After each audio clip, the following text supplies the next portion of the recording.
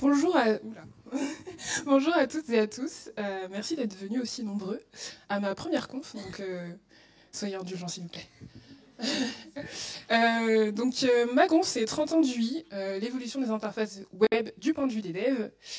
Et du coup, c'est pas trop une conf hyper technique, donc vous inquiétez pas, pour ceux qui ont assisté aux conférences sur l'IA, il n'y a pas de maths dans ma conf, ok? Moi, je vais partir en fait du design et je vais voir comment, en fait, je sais pas, il y a 30 ans, comment on développait des sites web, comment il y a 20 ans on développait des sites web et comment il y a 10 ans on développait des sites web. Parce que je voulais voir comment les gens souffraient, parce que c'était de la souffrance. Donc, 30 ans d'UI, c'est ça. Ah oui, je suis pas censée bouger, mince. Donc, si vous, en haut à gauche, non, à droite, bref, ça commence bien. En gros, vous avez des sites qui datent de diverses périodes. 30 ans de développement web, c'est ça. Et sauf que moi, ma conf, c'est 20 minutes. Donc, vous l'aurez compris, je ne vais pas pouvoir rentrer en détail dans tout ce que j'aurais aimé aborder. Parce que c'est ce qui se passe quand on soumet un sujet de conf avant de savoir qu'est-ce qu'on va dire. Donc, je me suis dit qu'on allait retourner dans les années 1991 pour nous rendre compte de ce qu'était le web à l'époque. 1991, pour poser un peu le thème, c'est l'époque où Patrick Bruel est considéré comme l'idole des jeunes, où Mylène Farmer sort Désenchantée, où les pins font fureur et où les ordinateurs ressemblent à ça. Donc si les ordinateurs ressemblent à ça, les sites web ressemblent à ça. Donc moi, c'est une période, en gros 91-95, que j'ai appelée lecture seule ou Bluetooth. Lecture seule parce qu'on est vraiment dans de la consultation. On va vraiment sur le web pour consulter des pages. C'est vraiment de la documentation. On trouve pas mal de trucs scientifiques en fait. Et Bluetooth, c'est parce que c'est la couleur des liens hypertextes. Et j'ai beaucoup d'anecdotes sur la couleur des liens hypertextes que je ne vous dirai pas, parce que j'ai pas le temps. Mais c'est un sujet super intéressant, donc je vous invite à faire vos recherches. Petite question pour vous. À votre avis, combien il y avait de tags HTML en 1991 ? Sachant qu'aujourd'hui, il y en a plus de 100. 10. Attends, je crois que j'ai entendu la bonne réponse. Pas 3. Non, plus. J'ai entendu un peu plus. Non, 18. 18. Ce qui explique un peu les sites austères. Et en fait, ces balises, c'était des balises vraiment à destination... Bon, déjà, on a le A. Voilà, pierre angulaire du web de 1991 et de 2023. Et on a des balises, par exemple, comme les LI ou DL, DT et DD, qui servent en fait à mettre des définitions. Donc on voit vraiment qu'on n'est pas dans des balises vidéo ou images, etc. On est vraiment dans des balises qui pourraient être idéales en fait, pour reproduire des documents textes. Et du coup, moi, ça me rappelle beaucoup Word. Word, le traitement de texte basique où tu as une page blanche, un texte noir. Et c'est un peu ça. Du coup, je me suis amusée en fait à me dire, ok, le site Who the Tech, à quoi il ressemblerait en 1991 ? Ben, il ressemblerait à un truc comme ça. Et j'ai mis un petit snippet de code parce que je me suis dit, allez, on va mettre un snippet de code, on va flexer ses compétences en HTML. Donc j'ai mis une balise title qui est le nom de la page. Il y a une balise adresse où j'ai mis l'adresse du lieu où on est aujourd'hui. J'ai mis une balise A avec le bouton de réservation de la place, etc. Voilà. Du coup, 1995, c'est une année particulière pour moi parce que c'est l'année de ma naissance. Donc voilà. 29 janvier 1995, Verso représente. C'est aussi l'apparition de PHP qui nous permet de passer d'un web qui est en lecture seule à un web dynamique. On a du server-side rendering. C'est aussi l'apparition de HTML2 et on voit l'apparition en fait des balises doctype parce que je ne sais pas si vous avez remarqué, mais avant dans les 18 balises que je vous ai montrées, il n'y avait pas de doctype alors qu'on sait tous que la page standard index.html, le premier truc qu'on met, c'est le doctype. Bah, ça n'existait pas. Et c'est aussi l'apparition de la balise image, donc on va pouvoir commencer à avoir du fun sur nos interfaces. C'est également l'apparition de JavaScript. Donc je pense que c'était tout destiné que je devienne développeuse web parce que je suis née quand même la même année que PHP, HTML2 avec des images et JavaScript. Après cette période Bluetooth où vraiment le web c'était blanc, bleu, voire gris et noir, on est passé dans une... C'est mon eau, c'est pas grave. Je suis pas enceinte, c'est pas mes os, c'est mon eau. On est passé dans une période graphic design is my passion. C'est vraiment le graphisme, c'est ma passion. C'est comme si tu es sur Word et tu découvres les word art. C'est les trucs que vous voyez là. En gros, avant le web, c'était vraiment utilisé par des gens plutôt scientifiques ou des intellectuels. Et là, en gros, à partir de 1996, des gens comme vous et moi commencent à s'accaparer le web et à pousser en fait ce qu'on peut faire en termes de design, d'où le site Pepsi World ou le site HTML Workshop, qui sont des exemples de très bons designs, de très bons choix de couleurs, de très bons choix typographiques. Et donc c'est une période que je mets de 96 à 2005. Pourquoi ? Parce qu'en gros, fin 95, on a JavaScript, donc on peut avoir des interactions sur nos pages. En 96, on a CSS1, parce qu'avant, on pouvait styliser les pages, c'était limité, mais on le faisait dans le HTML. Et à l'époque, en fait, quand on parle d'optimisation, du poids des pages et du chargement, on est sur le poids des documents HTML. On est en mode, les balises sont trop longues. Il faut privilégier la balise P parce que c'est plus court qu'une balise... je sais pas, je veux dire span, elle n'existait pas à l'époque, mais c'est le délire un peu parce que à ce moment-là, on est vraiment sur ça. Et on commence aussi à se pencher sur JavaScript. Donc CSS1 et Flash, qui permet de faire des jeux, des interactions avec la page, etc. Et c'est ce qui va donner lieu à beaucoup de liberté et de créativité durant cette période. Donc, si je fais le site ou Run the Tech, j'ai essayé de garder l'esthétisme. Donc c'est un peu discutable. Donc je me suis dit, oh, je vais faire la magnifique image que vous voyez, avec un dégradé, c'était très tendance, et une police italique, on ne sait pas pourquoi, parce que c'est fun. Et vous remarquerez peut-être qu'il y a un bouton. Et peut-être que certains sont en train de se dire, pourquoi son bouton est arrondi ? C'est pas possible à cette période. Et bien vous avez raison. Sauf que les gens à cette période, c'était des filous. Et en gros, le bouton arrondi, en fait, c'est une image en fond. Parce qu'on avait background image. Et du coup, ils mettaient des images en fond, ils mettaient des bouts de corner pour faire des formes bizarres. Donc il y a un snippet de code. Donc ça, c'est du code qui est valide aujourd'hui. Et par exemple, on a le site GoTo qui a des boutons ronds, qui ne sont pas des boutons, c'est juste des images. Donc je vous ai trouvé un site à peu près joli pour l'époque, parce que je me suis dit, je ne vais pas me foutre de tous les designers de l'époque. En 97, on a HTML qui arrive, avec des balises intéressantes, notamment la div. Donc s'il y a des gens qui aiment les soupes de div, eh ben, c'est votre année. Et il y a la balise script aussi, donc pour JavaScript, voilà, et d'autres balises, mais on n'a pas le temps. Et en 97, toujours, il faut savoir qu'il y a la Web Accessibility Initiative qui voit le jour. Et je trouve c'est intéressant de parler d'accessibilité déjà en 97, parce que quand on sait qu'en 2023, plus de, je crois, 95 ou 98% des sites ne sont pas accessibles, il faut peut-être se poser les bonnes questions. En 98, on a CSS2 qui arrive avec des propriétés qui font pleurer beaucoup de devs dans la salle. Position, donc fixe, absolute. Z-index, voilà. Quand je viens aider mes collègues, souvent c'est sur ça. Après, il y a des propriétés plus cool, min et max, width et height. Donc on commence à pouvoir un peu mieux contrôler la taille de nos images. Et donc on commence à avoir des sites un peu plus sympas. Sauf que pendant cette période, il y a une sorte de guerre des navigateurs avec IE et Netscape qui se livrent une guerre sans relâche. Et vous savez, quand on dit oui, IE c'est nul parce que notre code il marche pas dedans, alors sur Google c'est bon, nanana. Vous savez pas la chance qu'on a de juste lutter contre IE.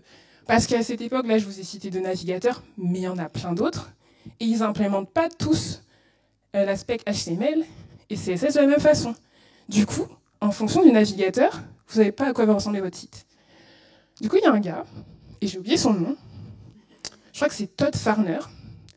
Il a créé le Box Acid Test. Et en gros, c'est juste une page à charger dans le navigateur. Et si elle s'affiche comme ça, parce que c'est le résultat attendu, ça, les fonctionnalités, les features, les specs HTML sont correctement implémentés. Si c'est cassé, ça ne fonctionne pas. Et du coup, c'est un peu l'ancêtre du Can I Use. Et donc, merci à Todd Farner d'avoir aidé beaucoup de devs. En vrai, je suis tombée plusieurs fois sur son truc, il a vraiment aidé beaucoup de devs et aussi de gens qui créent des navigateurs. Parce qu'en gros, quand tu crées ton propre navigateur, tu lançais ça pour voir si ton navigateur avait un bon moteur de rendu HTML, CSS, etc. Donc merci Todd, où que tu sois. Je sais pas s'il est mort, mais voilà. En 99, on a HTML. Attendez, je suis revenue en arrière, non? Non, j'ai peut-être oublié de changer le titre en dessous. Je sais plus ce qu'il y a comme balise, mais il y a des nouvelles balises du coup. Et on a aussi le Web Content Accessibility Guidelines. Donc, si vous avez fait les cours sur l'accessibilité, ça vous dit quelque chose. Le RG2A, moi je suis team RG2A, pas RGAA, donc voilà, est basé sur lui et ça nous donne des standards d'accessibilité appliqués sur nos sites. Donc ça, c'est en 99 quand même. On est en 2023 et ils sont loin d'être implémentés. Et on a CS3 qui arrive en 99. Et vous êtes peut-être choqués parce que vous vous dites « Attends, mais CS3, c'est le truc qu'on utilise toujours en 2023 ». Ouais, mais la particularité de CS3, c'est que vraiment, il est livré par module. Et qu'en gros, CS3, ça nous donne les media queries, mais pas en 99. Les media queries, c'est genre 2011-2012. Donc c'est pour vous dire, en gros, CS3, ils sont venus ajouter des trucs au fur et à mesure. Et du coup, en gros, en 99, faire un site comme ça, c'est possible pratiquement. Sauf, en gros, le responsive. Parce que comme je vous dis, les media queries, ça va bien plus tard. Donc le responsive, c'est pas possible. Ou presque. Mais c'est pour plus tard. Donc en gros, les petits icônes que vous voyez en dessous du suivez-nous, ça peut être des balises images. Le bouton, c'est possible parce que c'est une balise image. Et là, vous vous dites, mais attends, là, le truc, c'est du Flexbox ou c'est du grid, elle nous ment, elle est folle. Ou peut-être il y en a qui vont dire, non, c'est du table. Ils faisaient beaucoup ça à l'époque. Non, c'est peut-être du float, en fait, parce que float est arrivé avant table. Et si vous ne connaissez pas float, vous avez de la chance.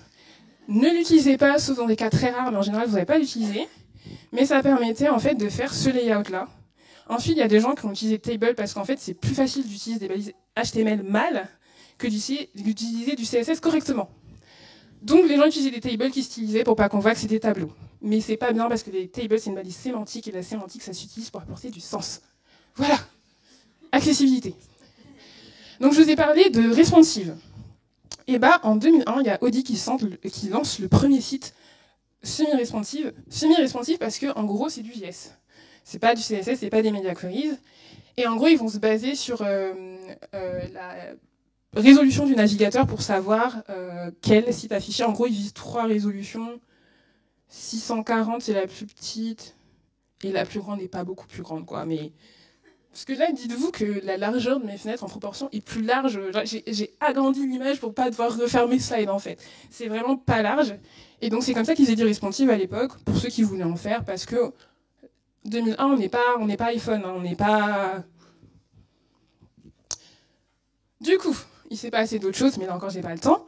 On arrive dans la période 2005-2011 que j'ai nommée User et Dev Experience, parce que c'est une période où il y a beaucoup d'outils qui apparaissent, qui vont améliorer la vie des devs, l'expérience de développement, et également améliorer, du coup, l'expérience utilisateur.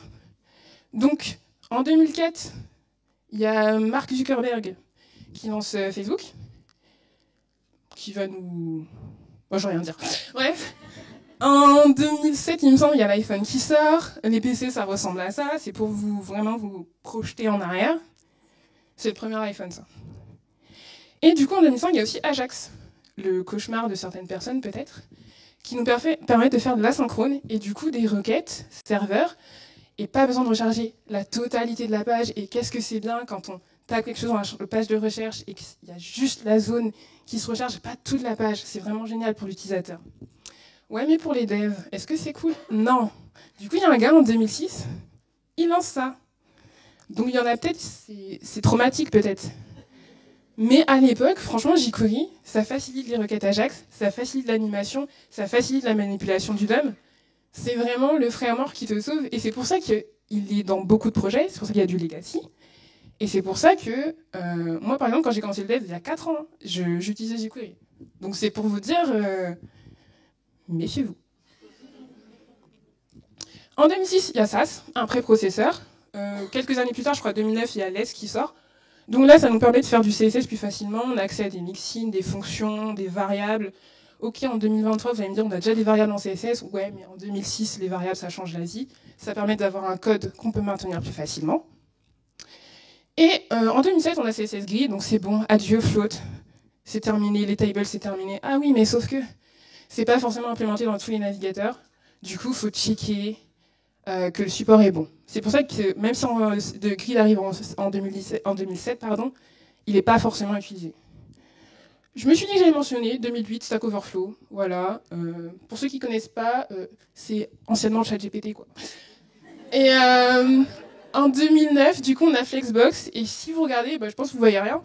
Mais en gros, les propriétés ne sont pas du tout les mêmes que ce qu'on utilise en 2023. Je vais vous les lire, pas toutes, mais en gros, il y a par exemple Box Direction, qui est Flex Direction. Et en gros, tous les flex ont été remplacés par box-quelque chose. Et du coup, ça m'a fait marrer quand j'ai vu ça, donc je me suis dit, je vais vous le partager. 2011, on a enfin les media queries. Donc on peut enfin faire un site responsive.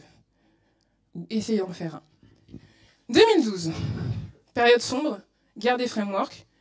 J'ai mis 2012 parce que j'avais envie de faire une mention spéciale à TypeScript, qui n'est pas un framework, je sais, mais c'est l'amour de ma vie. Donc j'ai décidé de décaler la période à 2012, de faire 2013 avec le React. Là, je vous ai mis React, Angular, Vue, Svelte, mais il y a eu plein d'autres frameworks qui sont morts. Il y a plein d'autres qui sont en train de popper, des méta-frameworks, Next, Next, Remix. Bref, c'est pour ça que j'ai mis 3 petits points, parce qu'on ne sait pas demain, peut-être en ce moment, il y a un autre framework.